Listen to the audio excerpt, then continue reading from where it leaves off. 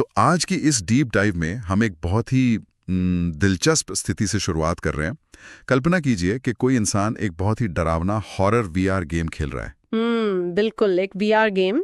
आंखों पर उसने एक भारी सा हेडसेट पहना हुआ है और गेम के अंदर एक भयानक राक्षस उसके पीछे भाग रहा है। उस इंसान के दिल की धड़कन एकदम तेज हो जाती है, माथे पर पसीना आ जाता है। और वो सचमुच अपनी जान बचाने के लिए भागने की कोशिश करता है। एकदम सही। शारीरिक रूप से तो वो एक सुरक्षित कमरे में खड़ा है जहां कोई खतरा नहीं है, लेकिन मानसिक और शारीरिक स्तर पर उसका दर्द और उसका तनाव सब कुछ 100% असली महसूस होता है। बिल्कुल, और यहीं से हमारी आज की चर्चा का आधार बनता है। हाँ, क्योंकि आज हम श्रीमद् भागवत महापुराण के तृतीय स्कंद के 27वें अध्याय का विश्लेषण कर रहे हैं।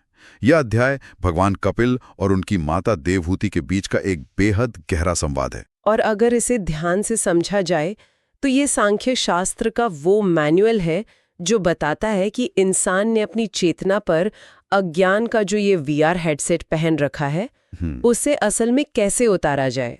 इसी बात को समझने का हमारा मिशन है आज। इस पूरी चर्चा की शुरुआत एक बहुत ही बुनियादी सवाल से होती है। अगर इंसान का मूल स्वरूप उसकी आत्मा है, तो क्या वो आत्मा सचमुच कभी दुखी होती है? ये एक बहुत ही गहरा सवाल है। चलो इसे समझते हैं। मतलब क्या ये सारा दुख सिर्फ इस हेडसेट के अंदर चल रहे कोड का हिस्सा है जिसे हम अपनी वास्तविकता मान बैठे हैं? सांख्य दर्शन के अनुसार ना यही मानव त्रासदी का सबसे बड़ा भ्रम है। भगवान कपिल माता देवहूति को स्पष्ट रूप से बताते हैं कि जो पुरुष है, मतलब शुद्ध चेतना या आत्मा, वो इस प्रकृति में स्थित होकर भी पूरी तरह अछूता रहता है। अछूता रहता है मतलब प्रकृति के तीनों गुणों से भी? बिल्कुल। सत, रज और तम, इन तीनों गुणों से वो अछूता रहता है। आत्मा कभी किसी बंधन में नहीं पड़ती और ना ही कभी दूषित होती है।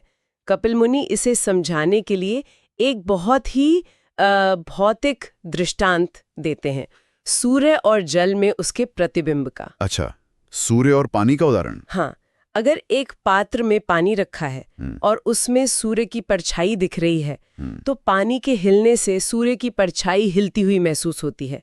अगर पानी गंदा है तो परछाई भी गंदी दिखती है। बिल्कुल। लेकिन इससे आसमान में चमकने वाले वास्तविक सूर्य की स्थिति या उसकी शुद्धता पर कोई फर्क नहीं पड़ता।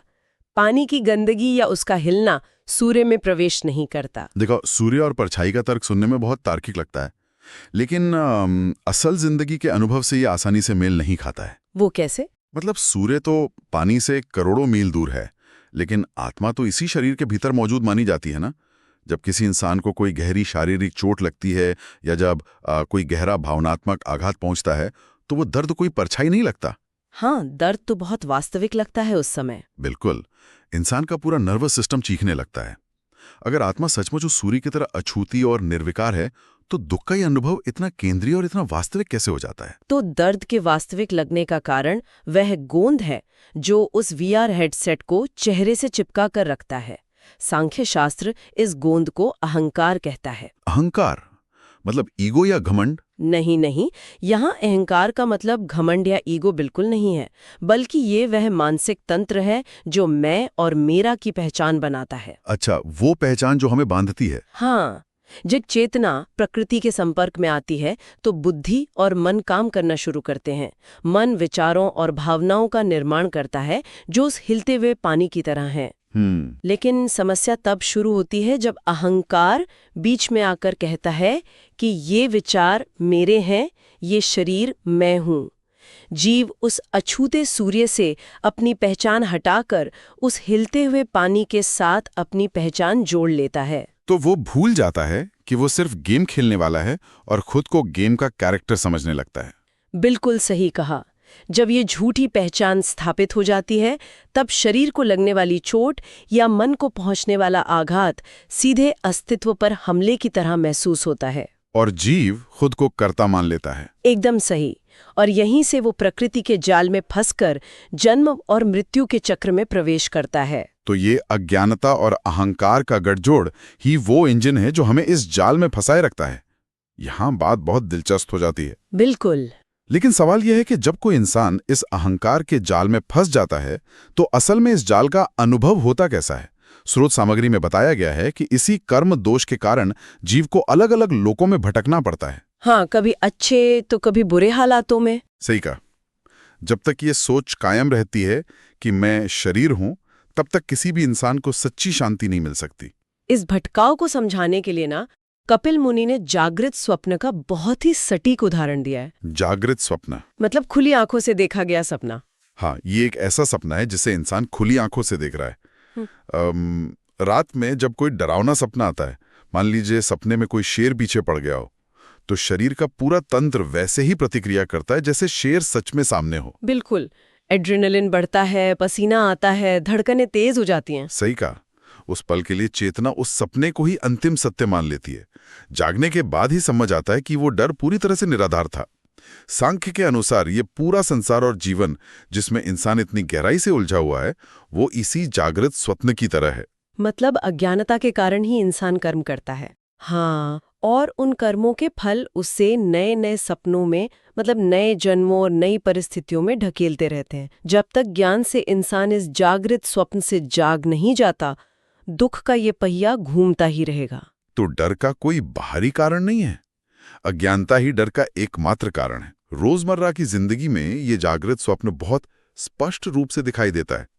कैसे? आधुनिक जीवन में इंसान छोटी छोटी चिंताओं को कितना बड़ा बना देता है। जैसे ऑफिस में किसी प्रोजेक्ट की डेडलाइन हो गई, या ट्रैफिक जैम में फंसना हो गया, या फिर किसी की कही हुई कोई मामूली सी बात। हाँ, लोग छोटी बातों का बतंगड़ बना लेते हैं। बिल्कुल, ये घटनाएं इंसान के दिमाग पर इस कदर हावी हो जाती हैं कि रातों की नींद उड़ जाती है।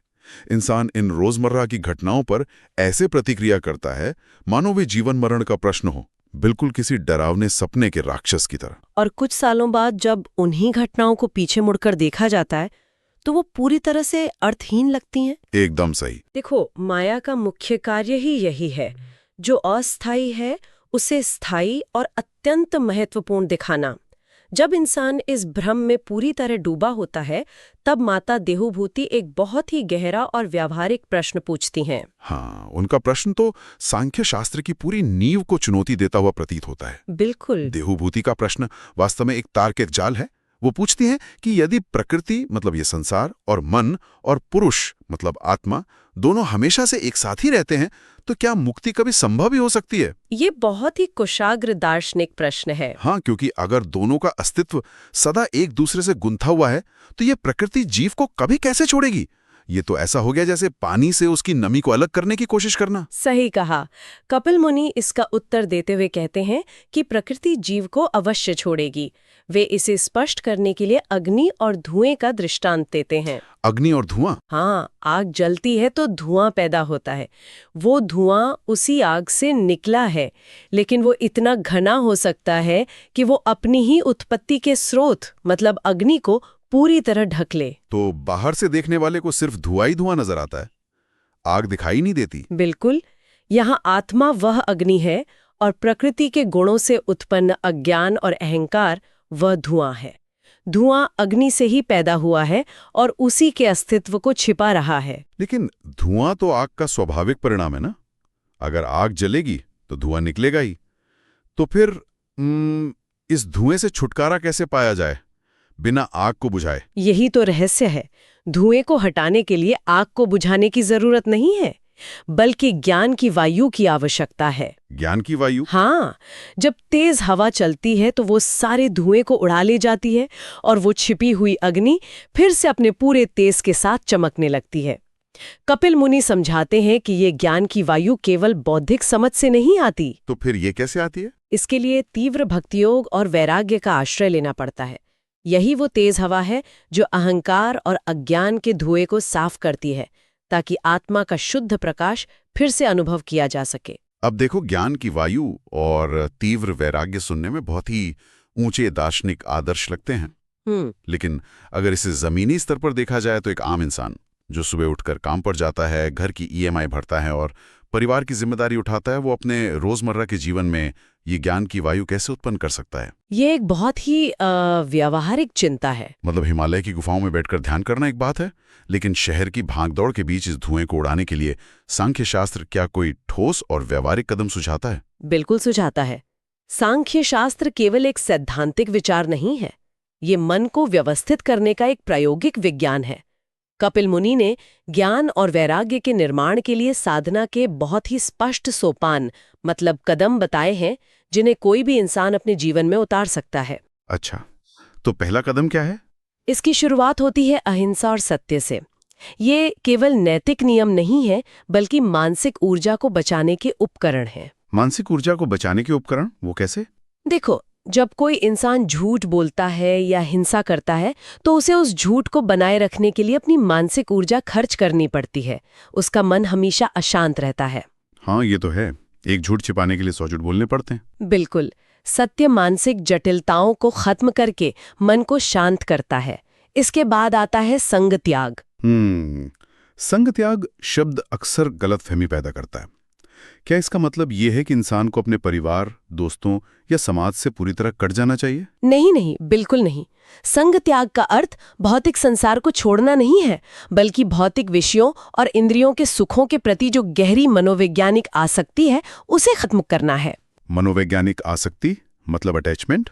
हाँ, चीजों का उपयोग करना या परिवार के साथ रहना बंधन नहीं है, लेकिन ये मानना कि इन चीजों या इन लोगों के बिना मेरा अस्तित्व शून्य है, वो आसक्ति है। संग त्याग उस मनोवैज्ञानिक निर्भरता को तोड़ने की प्रक्रिया है।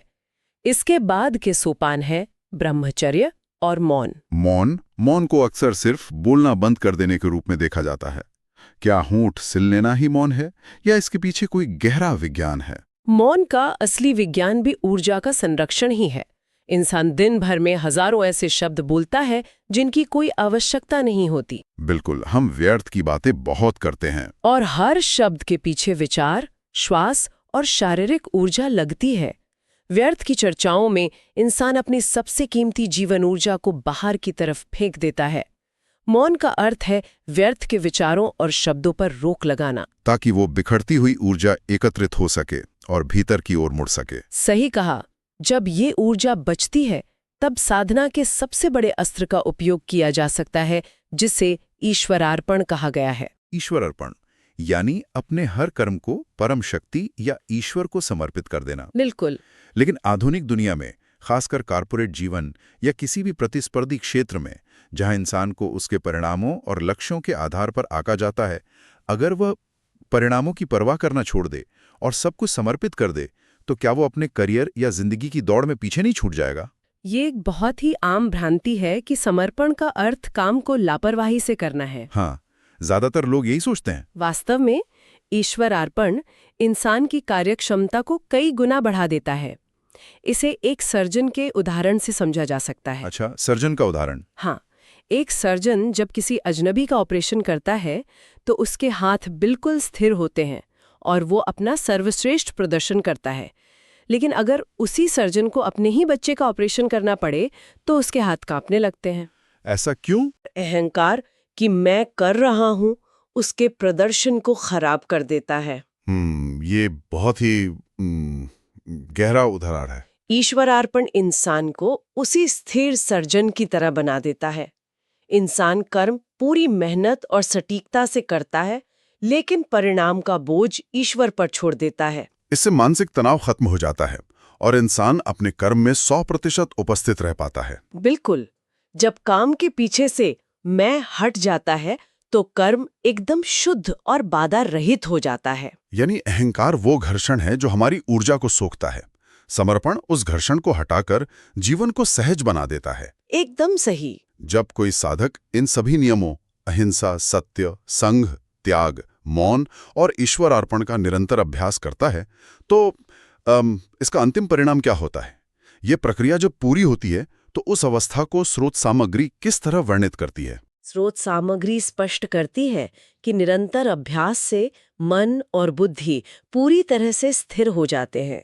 जो माया या प्रकृति अब तक इंसान को नचा रही थी, जो उसे अपने इशारों पर डरा रही थी, वही प्रकृति ज्ञान के उदय होने पर दासी बन जाती है। दासी बन जाती है, वाह। हाँ, इंसान एकांत में बैठकर अपनी इंद्रियों को वश में करके जब परमात्मा का ध्यान करता है तो वो सत, रज और तम इन तीनों गुणों की सीमा को लांघ जाता है। इस अवस्था में पहुंचने के बाद कोई शोक, कोई मोह और कोई दुख बाकी नहीं रहता। ये तो मोक्ष की अवस्था लग रही है। बिल्कुल। कपिल मुनि इस परम अवस्था को समझाने के लिए एक बहुत ही अद्भुत और जमीनी उपमा देते हैं, छिलका उतरा हुआ चावल। अरे वाह, चावल के छिलके का उदाहरण बहुत ही सटीक बैठता है। धान मतलब चावल के दाने पर एक भूरा छिलका होता है। अगर उस छिलके वाले धान को जमीन में बोया जाए तो उसे पानी और मिट्टी मिलने पर उसमें से एक नया अंकुर फूट निकलता है, एक नया पौधा जन्म लेता है। लेकिन यदि उस धान का छिलका उतार दिया जाए, उसे अच्छी तरह छीलकर सफेद चावल बना दिया जाए और फिर उस चावल को जमीन में बोया जाए, तो चाहे उसे कितनी भी अच्छी मिट्टी मिले, कितना भी पानी दिया जाए, उसमें से कभी कोई अंकुर नहीं फूटेगा। वो दोबारा जम नहीं ले सकता। बिल्कुल। सांख्य शास्त्र के अनुसार अज्ञान और अहंकार ही वो छिलका है जो आत्मा पर चढ़ा हुआ है। जब तक ये अज्ञान का छिलका मौजूद है, आत्मा कर्मों की जमीन पर बार बार बोई जाती है और बार बार नए जन्मों, नए शरीरों और नए सुख दुख के चक्र में अंकुरित होती रहती है। एकदम सही। ज्ञान की वायु और वैराग्य से जब वो छिलका हमेशा के लिए उतर जाता है, तब आत्मा उसी छिले हुए चावल की तरह हो जाती है। शरीर रूपी जमीन और संसार रूपी पानी के मौजूद होने के बावजूद वो आत्मा दोबारा जन्म मरण के चक्र में नहीं फंसती। यही पूरे 27वें अध्याय का निचोड़ है। इसका मतलब ये है कि ज्ञान का अर्थ केवल जानकारी इकट्ठा करना नहीं है, बल्कि अपना ये अहंकार का छिलका उतारना है।